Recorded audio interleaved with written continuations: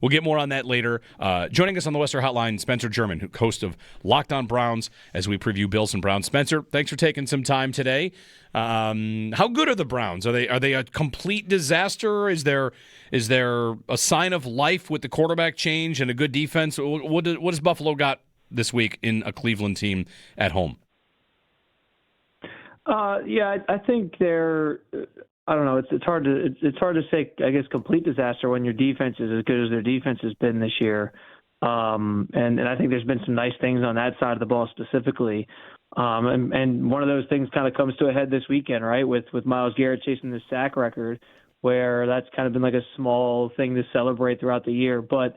I think offensively, disaster is probably a good way to describe it, and that's been the thing that's obviously held this team back the most this season, and it hasn't held its weight when it comes to the helping the defense out, helping the defense win football games, and it's been maybe the biggest problem that we've seen so far from this team this year, and it's kind of prevented them from being very competitive. So, yeah, I mean, as we turn the corner to this matchup with the Bills, it feels very ominous, and it feels like it's going to be pretty difficult to overcome a lot of these things to beat a team that's has Super Bowl aspirations. Yeah, I think there's maybe a little bit of I don't know, maybe because the Bills' run defense is what it is. Maybe it's a chance to kind of get that phase their offense right a little bit, and that would go a long way. But I still think it's going to be an uphill climb overall because generally this offense just cannot put together consistent drives.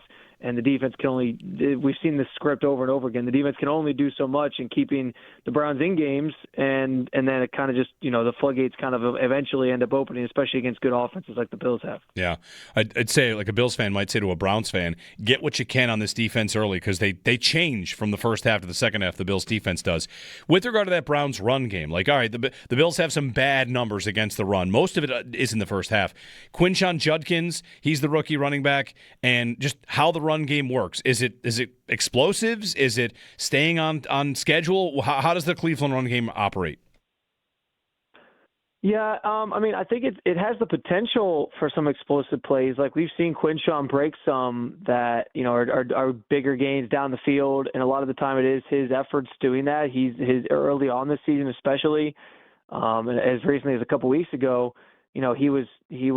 I haven't checked it since, but he was leading the league in terms of running backs when it came to yards after contact. Like he was breaking a lot of tackles and making things happen. But the problem was he was having to break a lot of tackles, and there was just a lot of contact happening behind the line of scrimmage, and that's what's I think mostly disrupted some of this stuff right now. I think there's maybe a little bit of a rookie growing pains there too. He hasn't necessarily seen every hole. And so I think that, that just comes with more experience and all that. But I don't think like the talent is certainly there. And I think he is a guy that can be a potential, star for them in the future.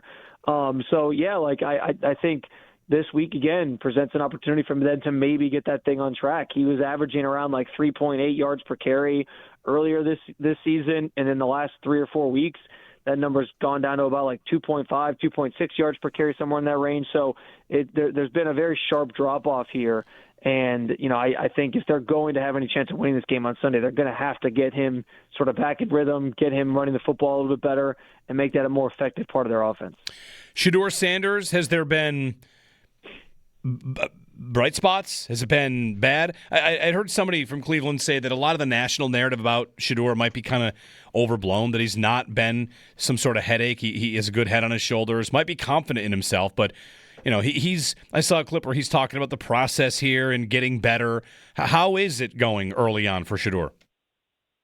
Yeah, on that last point, I've said since the combine when I heard him talk and he was asked questions about like, if you go to a place like Cleveland or New York or whatever, like why is that the right place for you? And he talked about everywhere he's been at the college level, it was like he helped build a program and that's something he embraces. And I've always just felt.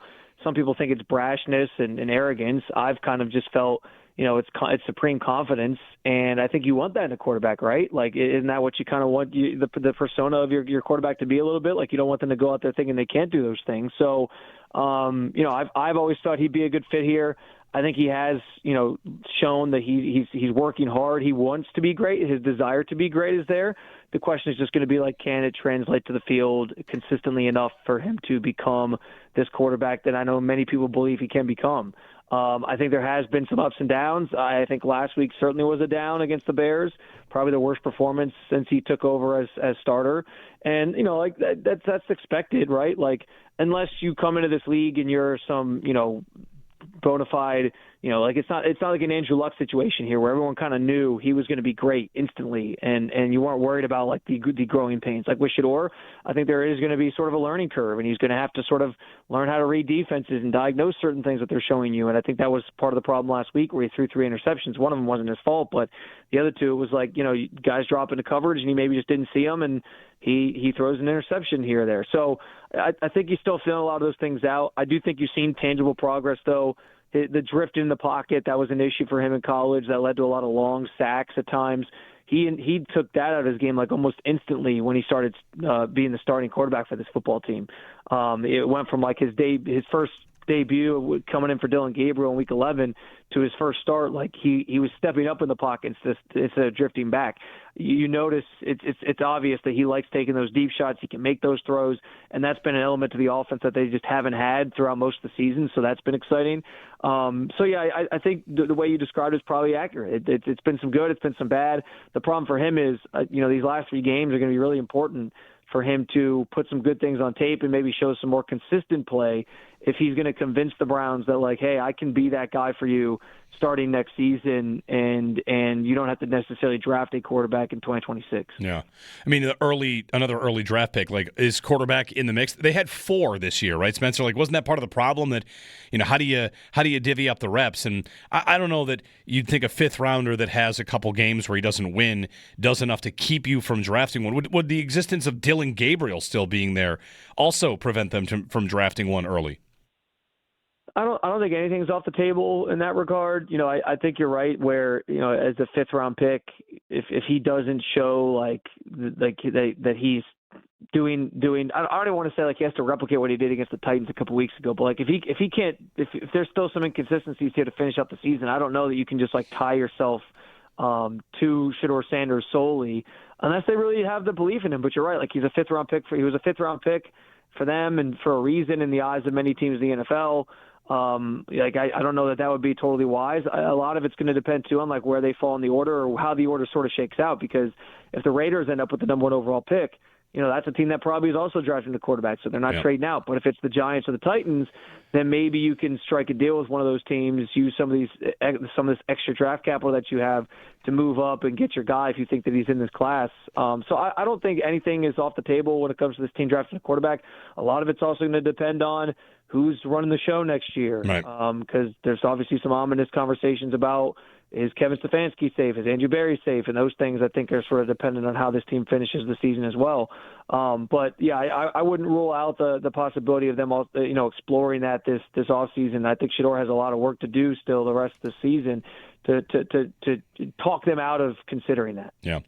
Spencer German joining us on the Western Hotline. Spencer, thanks for the time, and enjoy the game Sunday. You guys too. Yeah, appreciate you having me on. Very good. Spencer German of the Locked On Browns podcast.